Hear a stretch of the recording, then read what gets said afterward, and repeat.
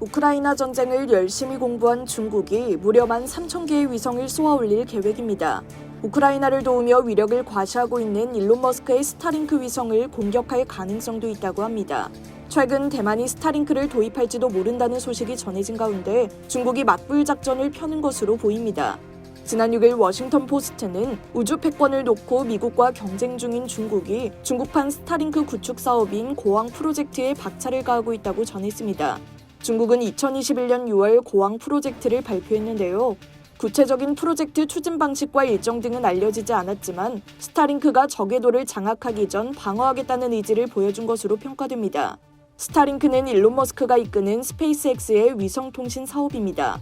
스페이스X는 우크라이나 전쟁이 발발한 이후 우크라이나에 약 2만 대의 인터넷 단말기를 지급했습니다.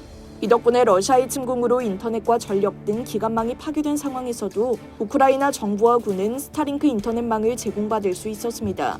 중국 고왕 위성통신망을 구성할 위성수는 12,992개로 스타링크의 12,000개와 거의 비슷한데요. 다만 스타링크는 민간 기업이 주체지만 중국은 사실상 정부가 사업을 주도합니다. 문제는 중국이 자국 위성에 인공지능 무기까지 탑재해 영공을 침범한 스타링크 위성들을 공격할 계획도 갖고 있다는 건데요. 중국 군사 전문가들은 우크라이나 전쟁을 통해 스타링크의 군사적 성격이 분명해졌다면서 고왕 구축을 가속화해야 한다고 주장하고 있습니다. 이는 스타링크로 우크라이나의 인터넷망을 제공한 사실을 언급한 것으로 풀이됩니다. 중국 전문가들은 또 스타링크의 역할이 우크라이나 전쟁에서 성공적으로 입증됐다며 스타링크가 중국의 국가안보에 위협을 가하기 때문에 고왕 프로젝트를 추진해야 한다고 역설했습니다.